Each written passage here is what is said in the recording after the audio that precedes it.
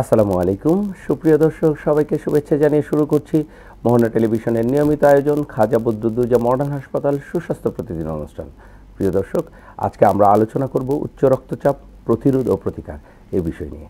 এই বিষয়ে আলোচনা করতে আমাদের স্টুডিওতে উপস্থিত হয়েছেন ঢাকা মেডিকেল কলেজ ও হাসপাতালের মেডিসিন বিভাগের প্রাক্তন অধ্যাপক ডক্টর মোহাম্মদ ফয়জুল ইসলাম চৌধুরী। স্যার, আপনাকে স্বাগত জানাচ্ছি। আপনাকেও সুস্বাগতম, এর সাথে মোহনা টেলিভিশনের দর্শকদেরকেও স্বাগতম। স্যার, আপনি ইতিমধ্যে জেনে গিয়েছেন আমরা আলোচনা করব উচ্চ রক্তচাপ, এটা প্রতিরোধ ও প্রতিকার। আমরা বিশেষ করে গুরুত্ব দিব হচ্ছে যে ওষুধের ছাড়া কিভাবে এই উচ্চ রক্তচাপকে কিভাবে প্রতিরোধ করা যায়।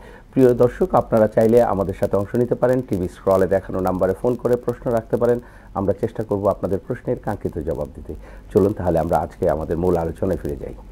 স্যার, একজন বিশেষজ্ঞ চিকিৎসক হিসাবে আপনি অসংখ্য উচ্চ রক্তচাপ বা হাইপারটেনশনের রোগী দেখেছেন। তো হাইপারটেনশনের বিভিন্ন রকমের কারণ থাকে। রোগীরা যখন আপনাদের কাছে আসে আপনারা নির্ণয় করে থাকেন কি কি কারণে হয়ে থাকে অথবা কি চিকিৎসা আপনারা প্রদান করবেন। তো প্রথমেই আপনার কাছ থেকে আমি একটু জেনে নিব যে এই যে উচ্চ রক্তচাপের রোগীরা আপনার কাছে আসে, এই যে উচ্চ রক্তচাপ এটা বা হাইপারটেনশন, এর কারণগুলো কি কি?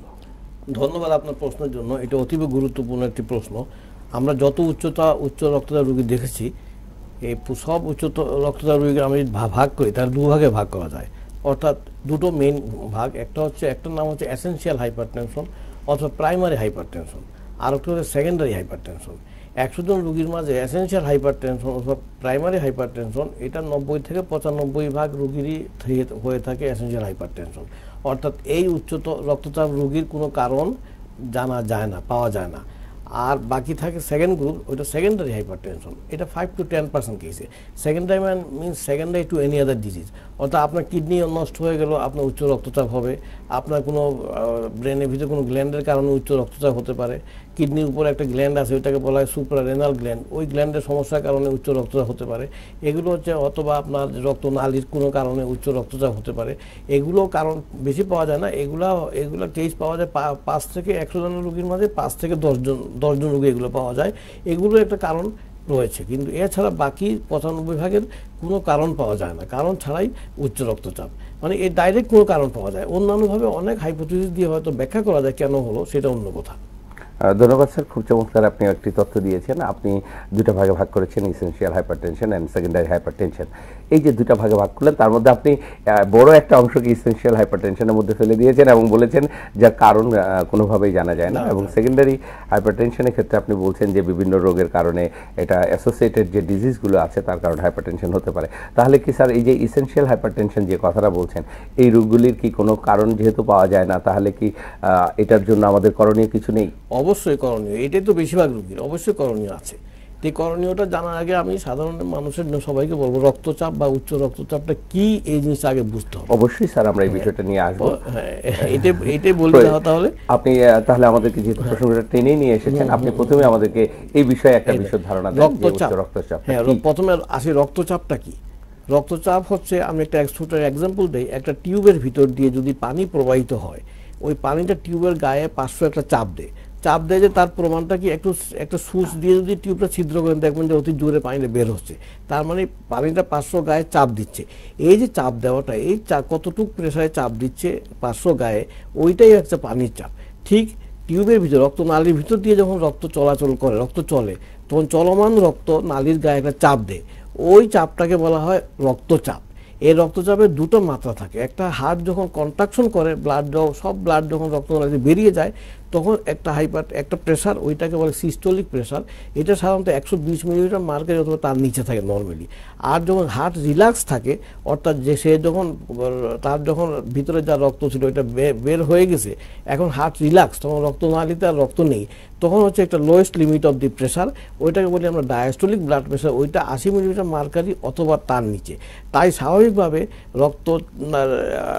রক্তচাপ হচ্ছে 120 millimetre mercury by 80 millimetre mercury অথবা তার নিচে। যতটুকু নিচে মানুষ স্বাভাবিক চলাফেরা করতে পারে, এটি হচ্ছে স্বাভাবিক রক্তচাপ। এর থেকে যখন উপরে চলে যাবে, যখন উপরে কত একটা মার্জিন রেখে তার উপরে 120/80 একটু মার্জিন রাখা হলো, মার্জিন রেখে যদি 140/90 মিলিমিটার মার্কারি যদি হয়ে যায়, এবং এটা যদি 2-3 সপ্তাহ পর মেপে, যদি প্রতি 2-3 সপ্তাহ পর মেপে যদি আমি এটা প্রতিবার বা 2বারে যদি আমি এই পারসিস্টেন্টলি পাই, তখনই আমি বলবো যে ওই রোগীর উচ্চ রক্তচাপ হয়েছে। অর্থাৎ 140/90 মিলিমিটার মার্কারি অথবা তার চেয়ে বেশি একসাথে 1 সপ্তাহ বা 2 সপ্তাহ পর পর মাপলে যদি প্রায়ত যদি এটা পাওয়া যায়, তখনই আমরা বলবো তার উচ্চ রক্তচাপ হয়েছে। সিঙ্গেল রিডিংয়ে আমরা কখনো বলবো না, হঠাৎ করে একবার পেলাম আর 140/90 140/90 আমি বলে দিলাম রক্তচাপ, উচ্চ রক্তচাপ, তা কিন্তু হবে না। এটা পার্মানেন্ট থাকতে হবে। পার্মানেন্ট কীভাবে বুঝবো? যে কয়েকবার মাপবো, 1 সপ্তাহ পর পর, 2 সপ্তাহ পর পর, এতে যদি 2-3 বার যদি দেখা যায় যে না একই লেভেল আছে, তখন ওইটাকে বলা হয় যে বলবো যে পার্মানেন্ট, এবং তখনই বলবো যে রোগীর উচ্চ রক্তচাপ হয়েছে। ধন্যবাদ স্যার, খুবই চমৎকার একটি তথ্য আপনি আমাদেরকে দিয়েছেন যে এই যে উচ্চ রক্তচাপ কখন আমরা বলবো, যে এই যে স্বাভাবিক মাত্রাটা বললেন 120/80 মিলিমিটার অফ মার্কারি, এবং এটাকেও আপনি সুন্দর করে ব্যাখ্যা দিয়েছেন যে হৃৎপিণ্ডের সংকোচন বা প্রসারণের সময় যে রক্তচাপটা হচ্ছে সেখান থেকে আপনি সিস্টোলিক এবং ডায়াস্টোলিক প্রেশারের কথা বলেছেন। আমরা বিষয়গুলি জানলাম, এবং এই যে রোগীদেরকে কখন আমরা উচ্চ রক্তচাপ বলবো, এই ক্ষেত্রেও আপনি বলেছেন যে মেজারমেন্ট করে হঠাৎ করে একবারই যদি পেয়ে যায় তাহলে আমরা উচ্চ রক্তচাপ বলবো না, পরপর কয়েকবার মেপে যখন আমরা পারসিস্টেন্টলি এটা পাবো তখন আমরা এটাকে উচ্চ রক্তচাপ বলবো। খুবই সুন্দর তথ্য আমাদেরকে দিয়েছেন স্যার। এই যে উচ্চ রক্তচাপ, এগুলো হওয়ার পিছনে কি কোনো বিশেষ কোনো ফ্যাক্টর কাজ করে? অবশ্যই ফ্যাক্টর কাজ করে। মানে আমি তো বললাম যে কারণ সহ যেগুলো ডাইরেক্ট কারণ পাবো রোগের মাধ্যমে, সেটা তো 5-10%, আর কারণ পাবো না এই 90-95%। মানে রোগ সম্পর্কিত কোনো কারণ পাবো না, অন্য কোনো রোগের কারণ এটা হয়েছে তা না, কিন্তু এরও একটা মেকানিজম আছে, ফ্যাক্টর আছে। Number 1 factor genetic. দেখবেন যে বাবার, নানার, দাদার, চাচার, ফুফুর প্রেশার, তারও প্রেশার, এটা হচ্ছে একটা genetic pressure, genetically familial, multifactorial. খাদ্যাভ্যাস, মনে করেন যারা লবণ বেশি খায় তাদের কিন্তু উচ্চ রক্তচাপ হয়, এবং লবণ খাওয়া যদি কন্ট্রোল না করে, এটা ট্রিটমেন্ট দিয়ে কন্ট্রোলও করা যাবে না, আগে লবণ খাওয়াটা কন্ট্রোল করতে হবে। নাম্বার 2। নাম্বার 3, যারা সিডেন্টারি ওয়ার্কার, যারা বডি অ্যাক্টিভ না, মোবিলিটি নাই, ওদেরও হওয়ার সম্ভাবনা। যারা ওবেস, ফ্যাটি পারসন, তাদের ওইটা হয়। আর মহিলাদের যারা ওরাল কন্ট্রাসেপ্টিভ পিল খেয়ে থাকেন একসাথে অনেকদিন খেলে পরে, তাদের উচ্চ রক্তচাপ হয়। এই সমস্ত জিনিসের সাথে উচ্চ রক্তচাপের সম্পর্ক, এসেনশিয়াল হাইপার টেনশনের সাথে এগুলোর সাথে বিশেষ সম্পর্ক। যারা স্ট্রেসফুল লাইফ লিড করেন তাদেরও কিন্তু যখন স্ট্রেস পড়ে সবই মাংসপেশি সংকুচিত হয়, তখন দেখা যায় যে রক্তনালীও সংকুচিত হয়, যার ফলে তার উচ্চ রক্তচাপ হতে পারে। এগুলো হচ্ছে আপনার এসেনশিয়াল হাইপার টেনশনের পিছনে এই সমস্ত মেকানিজম কাজ করে। স্যার, খুবই সুন্দরভাবে আমরা বিষয়টা জানলাম যে আসলে বিভিন্ন ফ্যাক্টর জড়িত রয়েছে এই ফ্যাক্টরগুলো। তো স্যার, এই বিষয়টার সাথে যদি আমি লিঙ্ক করে অন্য একটি প্রশ্ন করি আপনাকে, যে অনেক রোগেই তো দেখা যায় যে এই যে জেনেটিক একটা কারণ, তাহলে কি স্যার সব রোগের সাথে এই জেনেটিক্সের একটা বিশাল সম্পর্ক রয়েছে? হ্যাঁ, সব রোগের সাথে, প্রায় সব রোগের আলটিমেটলি তো আগামী দশকে, আগামী শতাব্দী এটাই প্রকাশ পাবে। এবং ইনফেকশন, এইটাও দেখেন একসাথে দুজনই এক্সপোজ, কিন্তু কারো হচ্ছে কারো হয় নাই, এইটার সাথে একটা জেনেটিক লিঙ্ক পেয়ে যাবেন। আগামী শতাব্দীতে এইটাই চলে আসবে যে জেনেটিক্সটাই হচ্ছে সব রোগের মূল কারণ। তাহলে কি সেই ক্ষেত্রে জেনেটিক্সের উপরেই কি আপনাদের চিকিৎসার ফোকাসটা হবে? তখন জেনেটিক্সের উপরে হবে, তখন তো পৃথিবী বদলে যাবে, অন্য পৃথিবী আসবে 100 বছর পরে। যেমন আজ থেকে 100 বছর আগে কি পৃথিবী ছিল, এখন কি পৃথিবী চলে আসছে, আগামী 100 বছর পরেও দেখা যাবে যে অন্য একটা জেনেটিক, যেমন জেনেটিক ট্রিটমেন্টের মাধ্যমে দেখা যায় অনেক অলরেডি তো শুরু হয়ে গেছে। যেমন থ্যালাসেমিয়া একটা জেনেটিক ট্রিটমেন্টের মাধ্যমে ভালো হয়। এগুলো তো 100 বছর, এগুলো 30, 40, 50 আগে তো এগুলো ছিল না, চলে আসতেছে। আলটিমেটলি সেদিকেই পৃথিবী যাচ্ছে।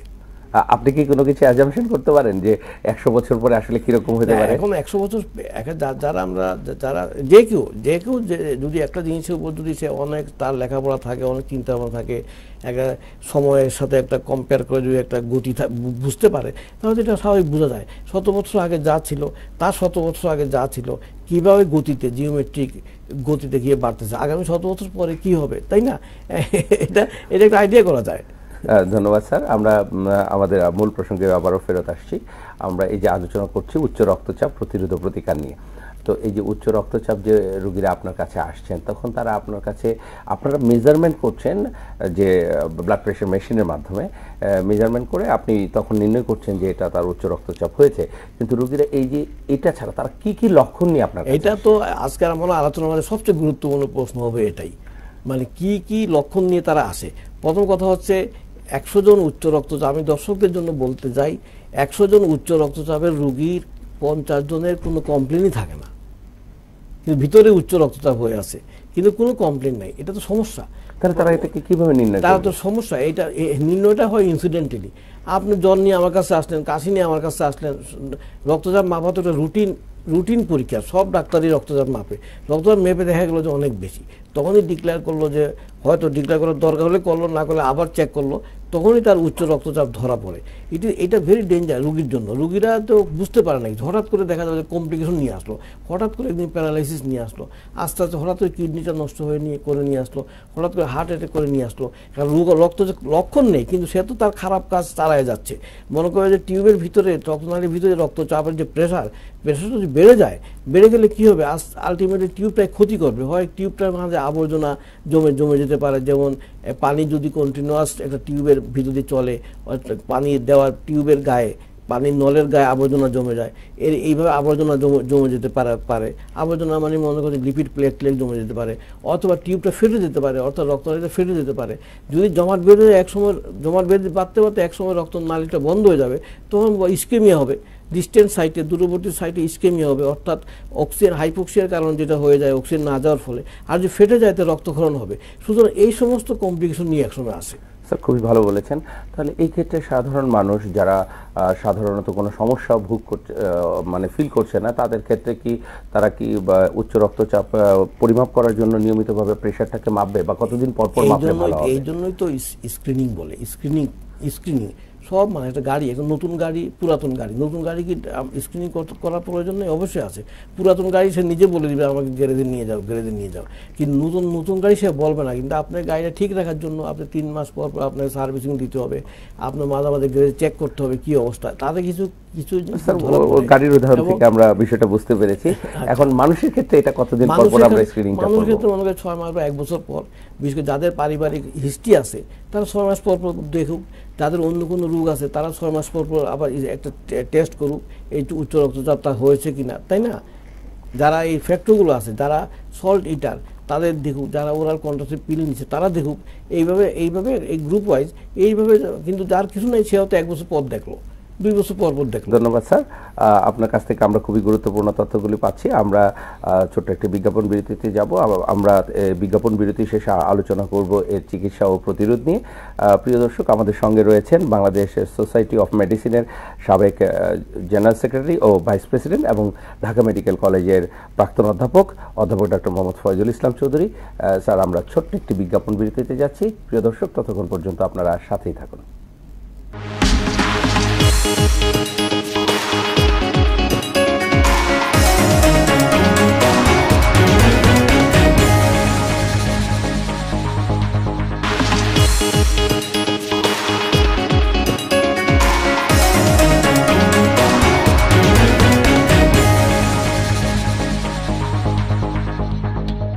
প্রিয় দর্শক, বিজ্ঞাপন বিরতি শেষে আমরা ফিরছি খাজা বদরুদ্দোজা মডার্ন হাসপাতালের সুস্বাস্থ্য প্রতিদিন অনুষ্ঠানে।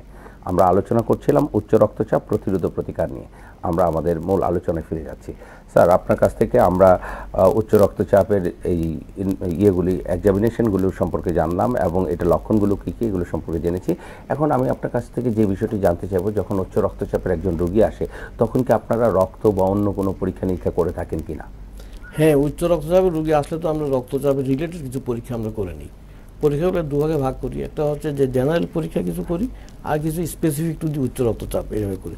জেনারেল পরীক্ষার জন্য মাঝে মাঝে একটা কমপ্লিট ব্লাড কাউন্ট, এটা সব রোগী করতে হবে। এক্সরে চেস্ট, এটা জেনারেল এবং উচ্চ রক্তচাপ রোগীর জন্য প্রযোজ্য, এবং ইউরিনারি ভেরি ইম্পর্টেন্ট পরীক্ষা।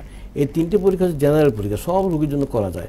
এবং এই 3টে পরীক্ষার মধ্যে 2টো পরীক্ষা আবার স্পেসিফিক ফর দি উচ্চ হাই প্রেশার, যেমন এক্সরে চেস্টে। এক্সরে চেস্ট কেন করা হয়?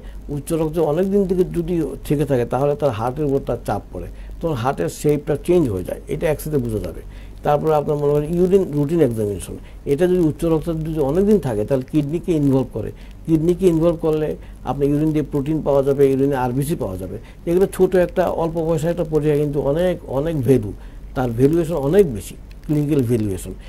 এই রুটিন পরীক্ষা এগুলো করলাম।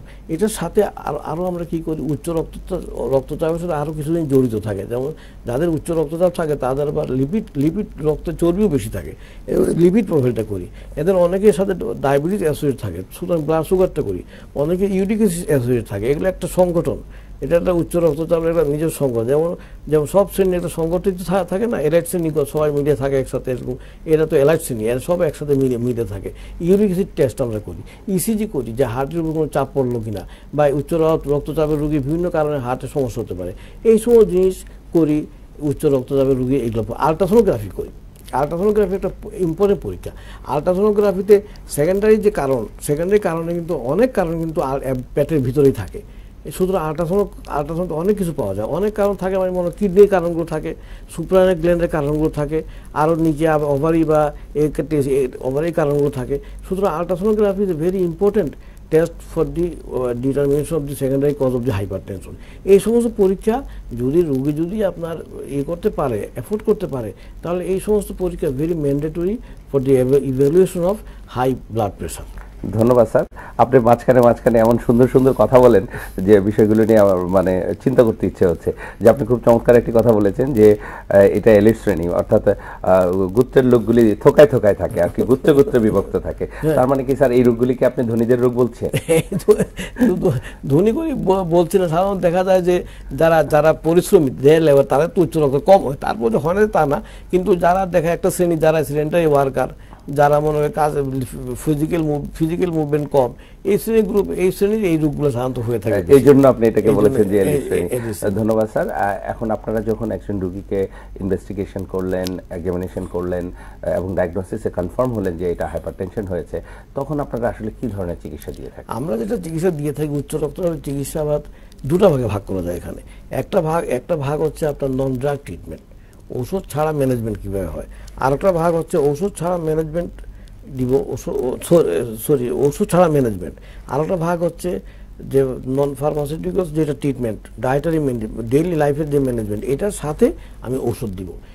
ওষুধ ছাড়াটা ভেরি ইম্পর্টেন্ট। এটা মনে করেন যে উচ্চ রক্তচাপ যাদের মাইল্ড বা মডারেট অবস্থায় আছে, তাদের কিন্তু